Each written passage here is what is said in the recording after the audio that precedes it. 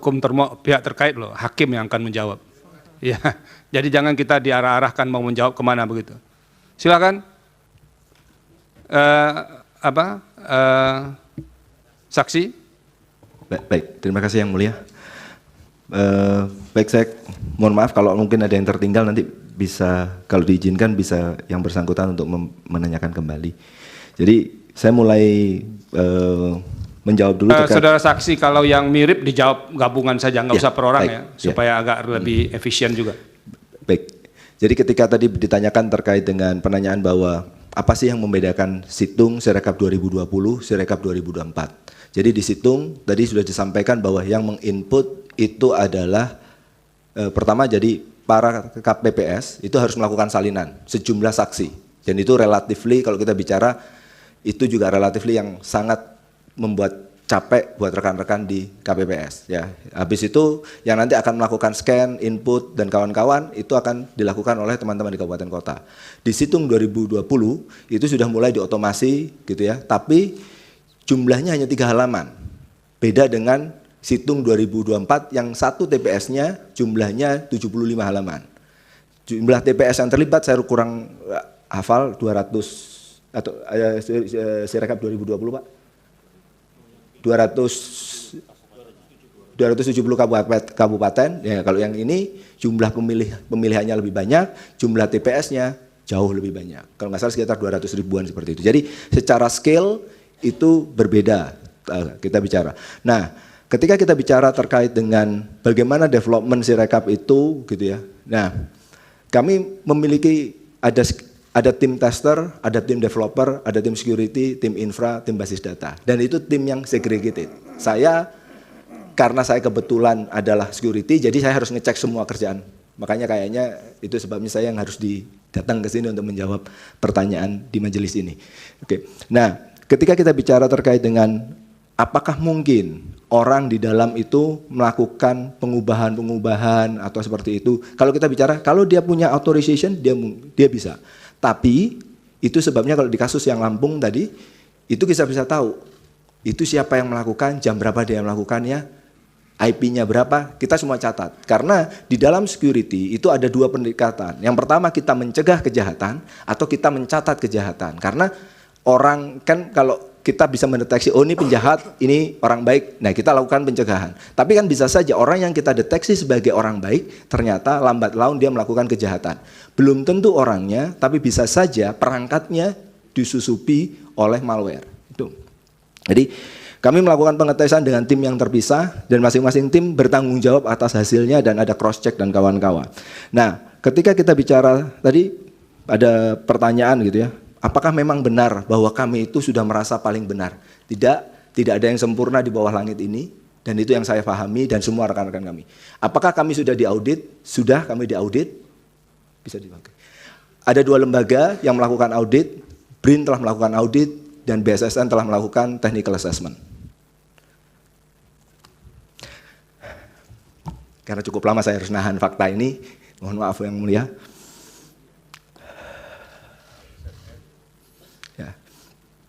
Nah, jadi kami sudah diaudit, gitu ya. Terima kasih dukungan dari para lembaga negara tersebut, gitu ya, mendukung kami untuk menjadi lebih baik seperti saat ini. Walaupun tadi ada banyak kekurangan dan kawan-kawan, ya saya ambil pekerjaan ini, saya mau turun dari kampus, ya karena saya pengen belajar, pengen zakat ilmu, gitu ya. Kalau dosen nggak terlalu banyak duitnya, makanya zakatnya lewat ilmu, bismillah. Nah, ketika kita bicara terkait dengan pada hari H diunggah pertama kali gitu ya. Lalu sistem itu bagaimana sih melakukan pengecekan? Tadi sudah disampaikan, kami akan mendandai data-data yang kita anggap, saya menyebutnya visi atau aneh secara anomali. Tapi kita tetap terima, Pak. Kita tetap terima karena ya itu tadi ada statement yang sudah menyatakan bahwa tadi di salah satu screenshot itu ada juga menyatakan bahwa ini data ini sudah benar. Jadi itu statement KPPS, ya sudah kita ambil statement itu. Nah, kami punya pengecekan secara rutin, tapi kita tidak mengaktifkan pada saat pertama untuk take down. Jadi, nah setelah saya lupa hari kedua atau malam hari ya Pak ya, yang kita akhirnya kayaknya kita Pak Hasim dan jajarannya memutuskan ya udah kita pakai automated take down. Jadi kalau sudah lewat angkanya kita nggak langsung publish. Jadi suara yang dari KPPS itu nggak langsung automated publish, kita lihat dulu. Teman-teman kabupaten kota harus melakukan verifikasi apakah memang benar angkanya segitu, karena kita menyebutnya angkanya angka ekstrim. Itu yang kita lakukan. Tapi fitur itu tidak kita enable dari awal. Karena apa? Karena ya kita awalnya sudah punya husnuzon menyatakan bahwa lah itu kalau statementnya dari teman-teman KPPS ya begitulah kejadian yang mutlak terjadi di lapangan. Ya, kalau kita punya delegation, kita harus memberikan authority, kita harus memberikan trust di situ. Tapi ketika kita lihat perkembangan seperti itu, ya terpaksa switch itu kita aktifkan. Baru teman-teman itu mulai bekerja. Nah, lalu ketika kita bicara terkait dengan Sirekap ditutup dan kawan-kawan, sebenarnya tadi Sirekap itu Bapak Ibu sekalian yang biasa digunakan oleh rekan-rekan, itu kami sendiri tidak pernah menyebut itu adalah Sirekap. Tapi itu info publik. Pemilu 2014 itu adalah info publik. Sirekap 2024 itu adalah info publik, mohon maaf. Sirekap seperti websitenya mungkin sirekap-web.kpu.go.id, itulah tempat orang nyetor data, memperbaiki data dan kawan-kawan. Nah, itu yang sebenarnya tidak pernah tutup sampai sekarang juga. Teman untuk keterbukaan informasi publik, teman-teman di daerah masih berusaha mengumpulkan hasil yang masih belum ada gambarnya di ini, sekaligus juga melengkapi kayaknya form rekapitulasi ya Pak ya, hasil rekapitulasi. Jadi kita punya mekanisme itu. Nah, kalau kita bicara kenapa kok sempat dihentikan proses update ke dalam info publik atau pemilu 2014 atau kalau masyarakat menyebutnya adalah Sirekap gitu ya. Nah, pada waktu itu adalah karena kita tidak yakin gitu ya, karena kita tidak yakin bahwa ini data yang sudah kita terima benar atau enggak. Ya sudah, yang sudah masuk kita bereskan, yang sedang dalam antrian ya jangan keluar dulu, nanti keluar kotor disalahkan lagi, repot lagi kita nggak pernah tahu mana air bersih mana air kotor. Jadi itu dugaan saya, karena ya saya tergantung dari arahan dari Yanu, tapi itu setelah kita berdiskusi seperti itu kebatinan yang saya tangkap adalah oke, karena tidak yakin dengan data yang baru ini malah jangan-jangan bikin blunder, stop dulu, yang sudah keluar kita bersihkan, yang baru masuk kita sembari filter itu pelan-pelan. Jadi itu yang kami pahami. Nah, terkait dengan perbaikan tadi banyak sekali menyatakan bahwa mohon maaf buat pemohon yang menyatakan bahwa menganggap saya dengan saksi secara personal saya mengenal gitu ya. Saya tidak menganggap bahwa yang bersangkutan adalah bilang sesuatu yang salah, tapi saya hanya mengomentari satu kasus. Tentang dugaan penggelembungan, saya nggak bicara tentang puluhan juta. Saya bilang kemarin sempat menyebut sebuah TPS ketika kami cek datanya bahwa ternyata angka itu diubah karena begini. Untuk yang tuduhan yang lain bagaimana? Saya tidak bisa tahu karena kalau ada data TPS-nya, kalau TPS ini, kita bisa lihat dan kita bisa cross check D-nya bagaimana, C-nya bagaimana. Oke. Yang saya sebutkan hanya satu TPS saja. Jadi dan itu tidak bisa diambil mengatakan bahwa saya lebih benar dari yang bersangkutan, tidak. Sama sekali, bismillah, moga-moga tidak. Oke. Nah, ketika kita bicara terkait dengan bahwa ada banyak sekali perubahan gitu ya. Tadi mungkin dari penasihat hukum di pemohon menyatakan sampai 763. Saya tidak bisa mengkonfirmasi itu karena saya nggak punya laptop. Dan saya juga butuh data bahwa itu TPS berapa supaya kami bisa konfirmasi.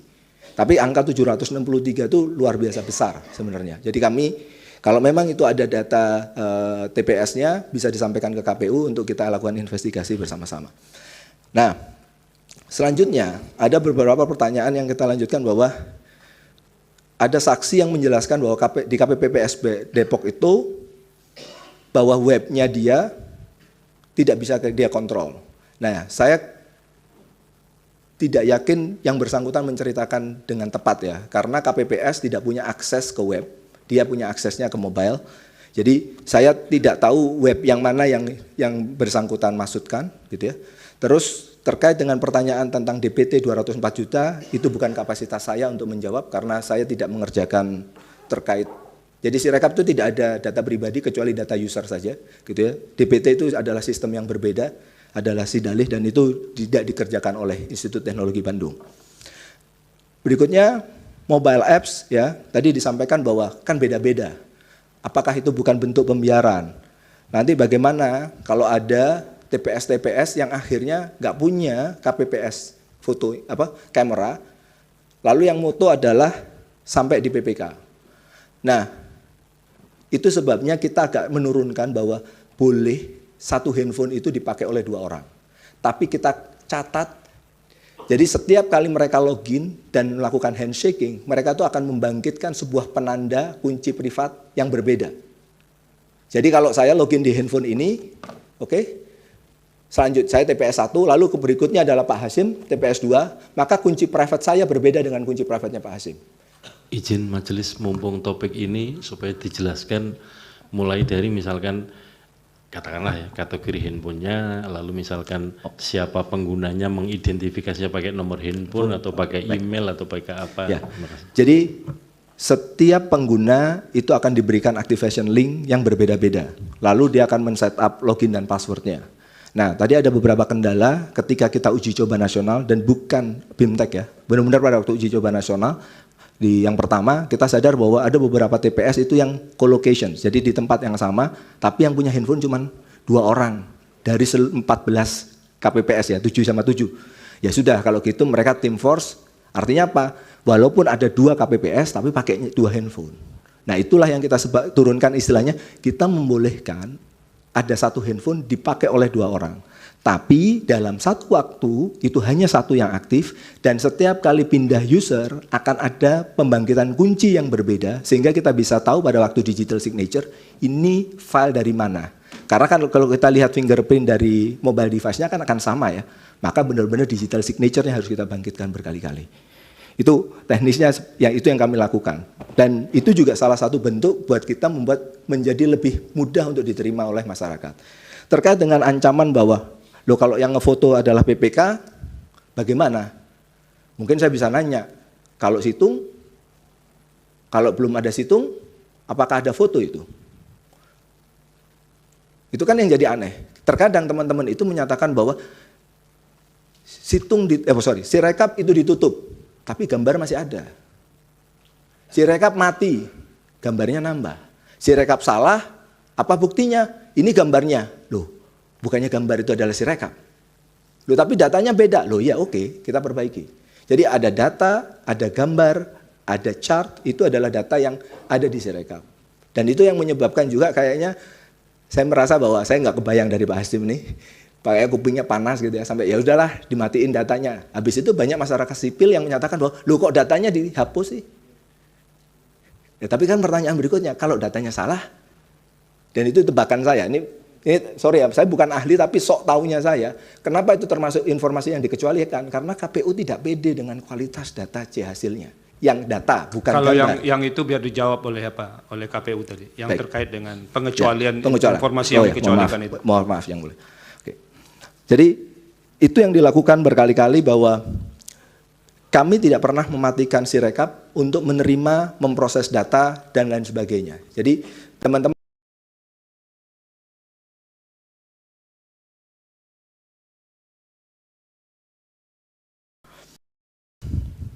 lalu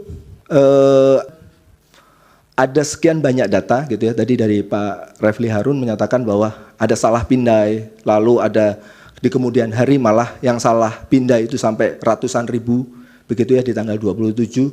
Apakah secara teknis saya pribadi saya tidak bisa mengatakan institusi, apakah tidak puas? Ya, tidak puas. Apakah ingin memperbaiki? Ya, ingin memperbaiki.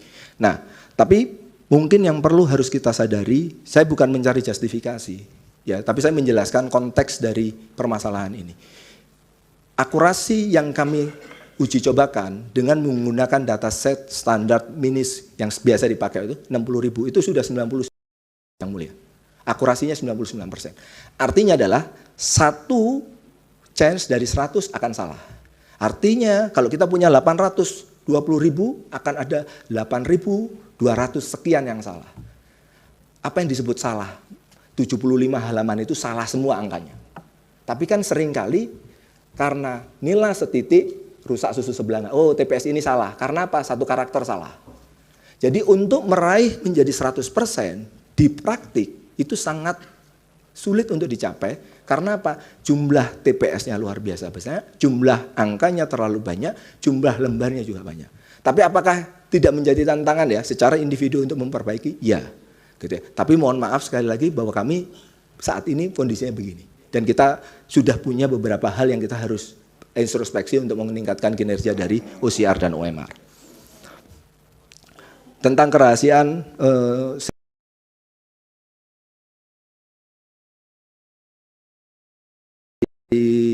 terkait dengan pertanyaan dari pemohon Pak Dung terkait dengan integritas yang bersifat mutlak dari TPS. Nah, pertanyaannya adalah tentang metadata yang tidak aksesibel.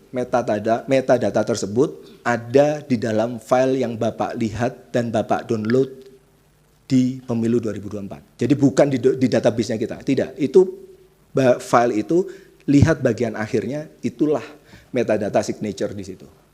Kenapa kok tidak kita taruh di EXIF, di tempat yang biasanya? Tadi saya sampaikan, kalau ditaruh di situ, kalau nanti ditransfer lewat WA, EXIF itu akan hilang. Ditransfer lewat email, EXIF itu akan hilang. Karena itu biasanya dipakai untuk perlindungan privasi, Pak. Jadi EXIF itu itu beberapa tekniknya. Oleh karena itu, supaya nanti kalau nanti kita ditanyakan file ini benar atau enggak, ya kita lihatnya dari file itu, tidak lihat lagi dari EXIF-nya tadi. EXIF itu adalah metadata, orang biasanya menyebut JPEG, PNG, itu ada EXIF, nah itu adalah metadata. Kita taruh metadatanya di belakang filenya. Jadi tidak perlu minta tolong KPU, signature-nya file ini enggak, Bapak download, Bapak bisa. Dan malah minta izin majelis, itu namanya apa tadi? Disimpannya di mana tadi? Bisa tampilkan, Mas. Biar bisa dicek. Terima kasih. Di bagian paling belakang dari file. Jadi ada dua tipe file yang kita bisa pakai, JPEG atau salinan C hasil digital. Itu semuanya punya digital signatures atau hash yang ada di belakang.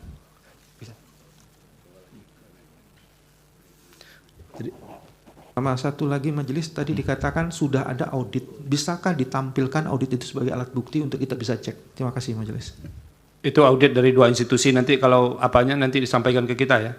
Oke, silakan. Nah ini apa yang dijelaskan dari sini, silakan.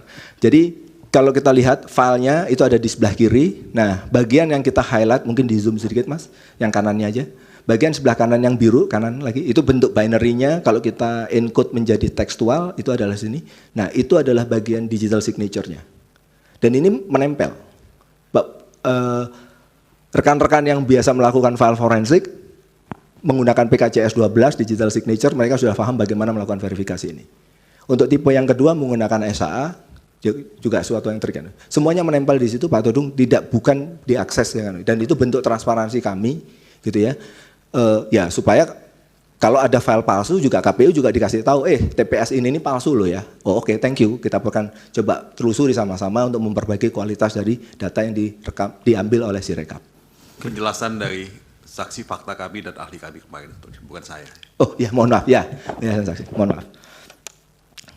Lalu berikutnya terkait dengan tadi yang TPS 763, kita butuh datanya supaya kita bicara angkanya biar kita bisa telusuri itu adalah TPS yang berapa.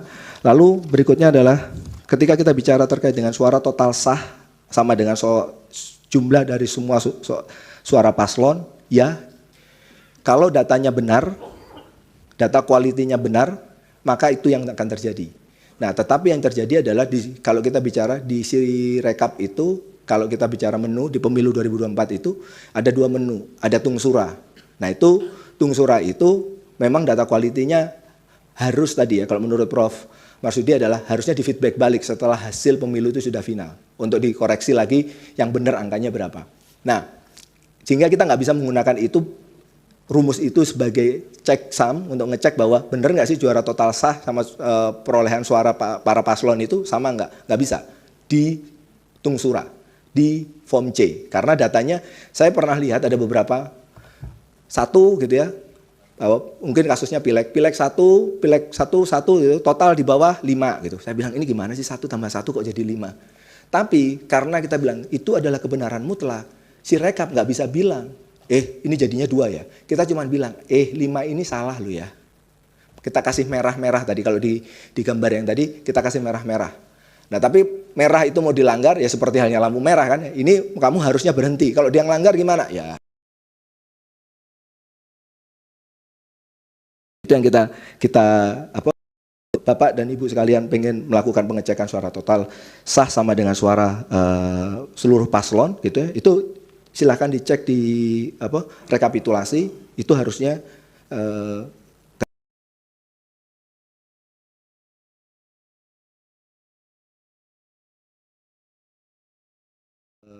tadi angkanya 100 sekian juta, itu kiri dan kanan sama. Itu, tadi saya minta tolong cek teman-teman. Soal server yang disimpan di luar negeri tadi. Oke, server yang disimpan di luar negeri tidak benar. Apakah ada info? Jadi gini,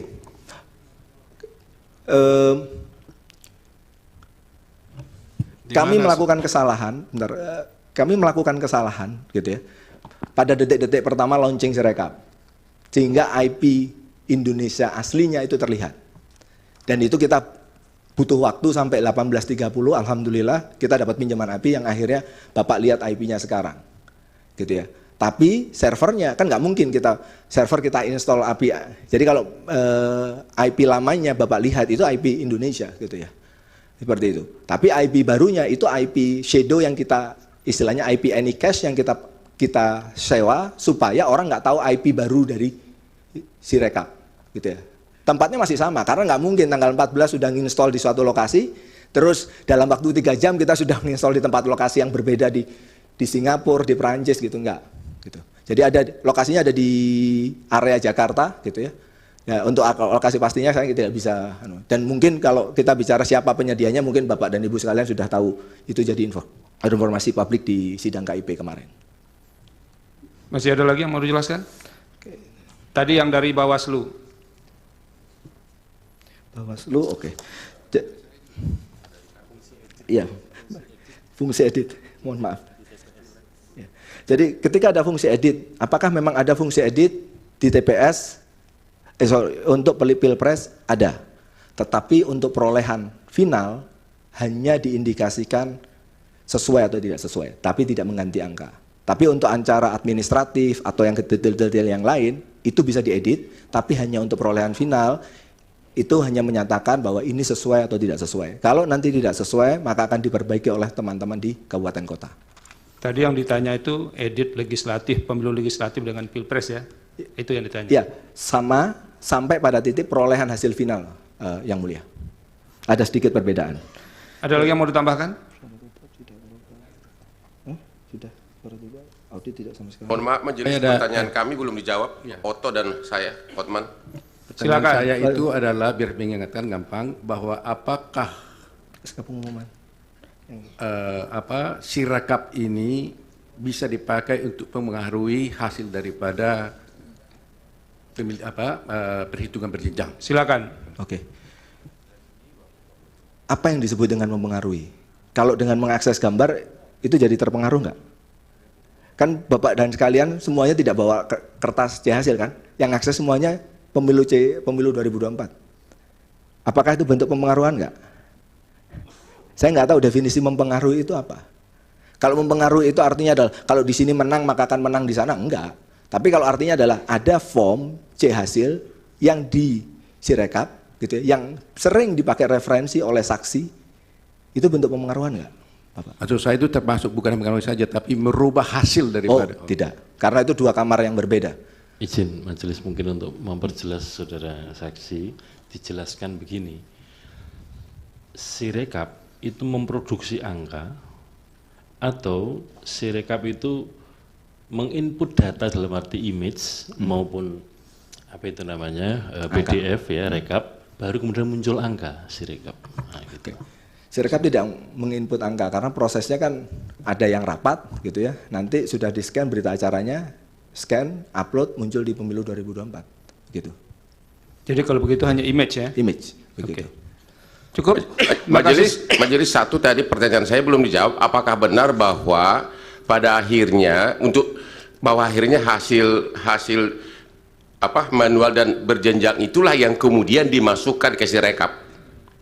Iya itu tadi. Ada orang rapat, hasilnya ditandatangani, di-scan, itu yang diupload ke Sirekap. Cukup ya? Pimpinan. Ya, silakan dari meja hakim. Baik, terima kasih Yang Mulia Ketua.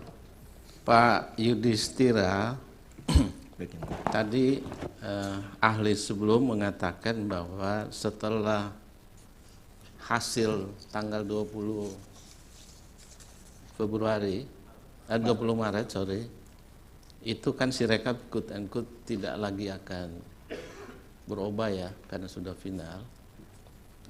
Nah, tadi Pak Yudhistira sempat menguraikan terkait proses bisnis aplikasi Sirekap ini.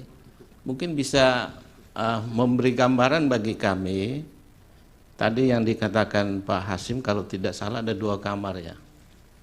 Bisa memberi gambaran karena bagaimanapun juga nanti sengketa pemilu legislatif akan juga ke MK. Apa kesulitan atau perbedaan yang esensi Sirekap untuk pemilu presiden dan legislatif? Karena kita tahu informasi yang berkembang terutama terkait dengan perubahan antara P3 dan PSI itu kan sangat viral itu. Nah, bisa membantu kami bagaimana perbedaan proses bisnis aplikasi Sirekap antara Pilpres dan legislatif. Terima kasih. Yang mulia. Tunggu dulu, ada yang lain lagi dari hakim? Baik. Cukup, silakan. Saksi. Terima kasih atas pertanyaan yang mulia. Jadi yang membedakan, jadi saya hanya membahas masalah proses tungsura atau keterbukaan informasi dari C hasil, ya. Dan bukan proses rekapitulasi. Kalau proses rekapitulasi orang rapat, hasilnya di-scan, nah itu prosesnya serupa, gitu ya. Ya cuman beda menu saja, gitu ya. Kalau Presiden Wakil Presiden ini, Pil DPR seperti ini, Pil DPD seperti ini, cuman beda itu saja. Nah, tetapi kalau kita bicara dari proses foto, scan, dan kawan-kawan, maka PWP pertama jumlahnya jauh lebih sedikit dibanding Pileg. Lalu di PWP itu ketika jumlah total perolehan paslon itu hanya ditanyakan sesuai atau tidak sesuai. Oke. Sedangkan kalau di Pileg, maka semua itu bisa diedit seperti halnya data administrasi yang halaman pertama itu. Jadi bisa diedit. Kalau totalnya juga bisa diedit, nilai individu per masing-masing calon legislatif itu juga bisa diedit. Semuanya bisa diedit. Tidak ada pernyataan sesuai atau tidak sesuai seperti itu. Dan proses publikasinya dan proses pengecekan apakah sesuai nilai ekstrim dan kawan-kawan kesananya sama. Dan begitu yang mulia. Cukup. Pak Yudhistira, terima kasih ya atas penjelasannya. Mudah-mudahan ini bermanfaat untuk kami menjelaskan atau menjawab dalil pemohon dalam kedua permohonan ini. Terima kasih. Semoga sehat selalu ya. Silakan kembali ke tempat, akan diikuti oleh sebelum saksi berikutnya. Saksi meninggalkan tempat, izinkan saya menyampaikan satu pernyataan kepada ITB dan teman-teman para ahli. Pak Hasim nanti